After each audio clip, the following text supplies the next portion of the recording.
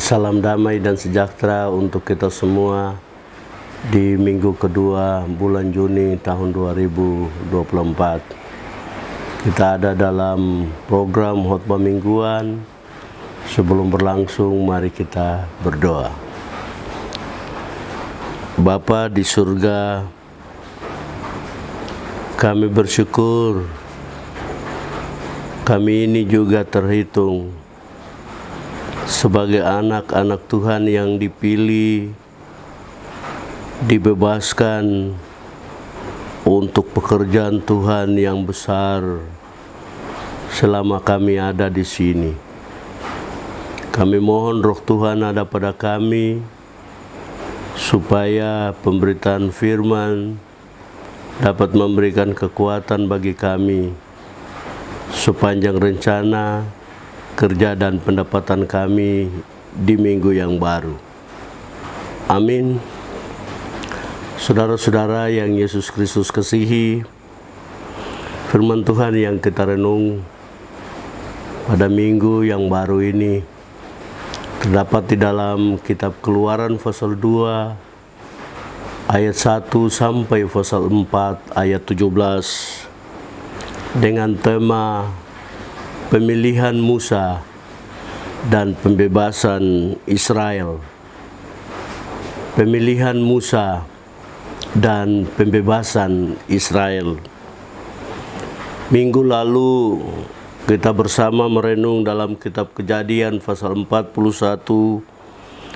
ayat 1 sampai 57 dengan tema misi pemulihan dan pemberdayaan bangsa-bangsa. Misi pemulihan dan pemberdayaan bangsa-bangsa yang Tuhan kerjakan di dalam hidup dan pekerjaan Raja Firaun, serta hidup dan kerja pemuda Ibrani yang namanya Yusuf. Satu pengalaman hidup hebat yang dialami, dan Yusuf tampil menjadi alat dalam tangan Tuhan untuk membawa misi pemulihan, untuk membawa misi pemberdayaan, tidak hanya bagi bangsa Yahudi, tapi juga bagi bangsa Mesir dan bangsa-bangsa lain sampai dengan sekarang ini.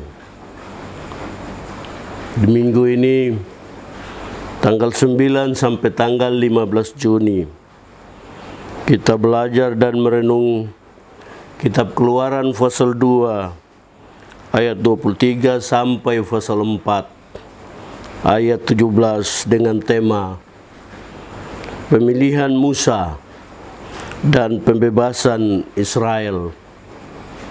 Musa dipilih dari profesinya sebagai penggembala ternak menjadi prajurit Tuhan Allah untuk membebaskan bangsa Israel dari tanah Mesir, dari negeri penjajahan. Keluaran pasal 2 ayat 23 sampai 25 menyampaikan bahwa Raja Firaun yang pada waktu itu memenggal hidup dan masa depan dari Musa serta putra-putra Ibrani lainnya sudah meninggal dan diganti oleh raja yang baru, Raja Putra Ramses II. Raja yang kedua ini jauh lebih kejam daripada Raja Firaun. Kurang lebih 400 tahun bangsa pilihan Allah Israel ada dalam kekejaman Raja Firaun dan raja-raja berikutnya. Waktu yang panjang dengan tekanan hidup yang hebat ini membuat umat Israel punya harapan untuk hidup jauh lebih bagus itu sia-sia. Dalam keadaan itu mereka kecewa berat. tiap hari, tiap malam, tiap waktu mereka mengeluh. Bahkan sampai mereka berontak kepada Tuhan kalau mereka tidak menangis. Sikap tegas dari bangsa Israel ini menyebabkan Tuhan jatuh hati pada mereka. Dalam Keluaran pasal 3 ayat 1 sampai 23 dikabarkan 3 hal penting saat Tuhan Allah memberi perhatian kepada teriakan minta tolong dari umat. Tuhan menyiapkan Musa, memanggil Musa dan mengutus Musa. Dan Tuhan memberikan 3 hal penting yang mesti diketahui dan dilakukan oleh Musa, yaitu hidup kudus seperti Tuhan. Karena Tuhan kudus, maka Musa yang dipanggil juga berjuang untuk hidup kudus. Yang kedua, karena Tuhan itu setia, Tuhan rindu untuk Musa menunjukkan kesetiaan memimpin bangsa Israel. Dan yang ketiga, Tuhan mempersiapkan misi pembebasan bagi bangsa Israel keluar dari Mesir, masuk ke tanah Kanaan. Itu misi yang pasti, misi yang tidak bisa sia-sia. Dan karena itu Musa diharapkan untuk memperhatikan misi itu.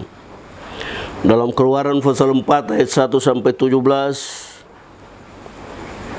walaupun Musa kepala batu, walaupun Musa melawan pilihan dan panggilan Tuhan, pada akhirnya dia juga siap. Dengan suka hati dia menerima pilihan, panggilan dan pengutusan Tuhan bagi dirinya. Walaupun dia merasa tidak seperti yang mesti dia tanggung, tetapi pilihan terakhir dia menerima panggilan dan pengutusan Tuhan itu. Saudara-saudara, itu firman Tuhan. Dari firman Tuhan ini ada 3 hal perlu kita renung bersama di minggu yang baru. Pertama, kita diajak untuk bangkit dari rasa nyaman kita di tempat kita untuk keluar pergi, menemukan tempat-tempat yang tidak nyaman. Kita bawa perubahan kenyamanan itu di sana. Memang kita menemukan bahwa rasa nyaman ini sudah cukup. Tapi kalau kita terus-menerus bertahan di tempat yang nyaman, sesungguhnya kita sedang menciptakan level kita yang tetap bertahan. Sebaliknya, jika kita keluar untuk pergi di level yang tidak nyaman dan membawa kenyamanan, walaupun resiko-resiko pahitnya besar, tapi pada saat itu level kita mengalami peningkatan. Kita semua mau mengalami peningkatan, level yang tinggi dari level sebelumnya. Itu membutuhkan gerakan keluar dari zona nyaman kepada zona tidak nyaman. Hal kedua yang perlu kita renung adalah kita banyak kali suka menghayal. Aduh, saya mau bikin ini tapi kurang dana. Aduh, saya mau bikin ini tapi kesulitan besar-besar. Kita menghayal sesuatu yang tidak ada pada kita. Minggu ini kita diharapkan untuk lebih konkret. Kita mau bikin ini atau bikin itu, kita lakukan itu semua dari apa yang ada pada kita. Potensi yang ada pada kita, itu yang kita keluarkan untuk melakukan hal-hal demi misi pengutusan dan perubahan-perubahan yang baru. mengembangkan potensi yang ada pada kita, itu menunjukkan kita mau melompati babakan baru. Tapi kalau kita menghayal untuk tidak melakukan sesuatu karena kurang ini, karena kurang itu, maka kita sedang menutupi potensi-potensi kita. Hal yang ketiga yang perlu kita renungkan dan kerjakan adalah kita sabar menjalani proses pikiran, pekerjaan yang redup menjadi cemerlang. Banyak kali kesabaran ini membuat sehingga kita lambat mendapatkan waktu cemerlang. Akibatnya kita redup sampai padam dalam segala hal. Kita diharapkan untuk sabar menjalani proses, supaya proses ini akan membuat sehingga kita mencapai hasil yang maksimal. Saudara-saudara, yakin di minggu yang baru Tuhan bersama dengan plus dan minus yang ada pada kita.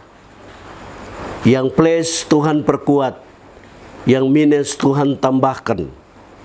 Yang penting kita mau bersama dengan Tuhan. Tuhan selalu menanti kita ketika kita berubah dari sendiri-sendiri menjadi bersama. Tuhan ada di situ untuk kita. Dari redup menjadi cemerlang, Tuhan ada di situ untuk kita. Dari pendatang menjadi anak negeri, Tuhan ada di situ untuk kita.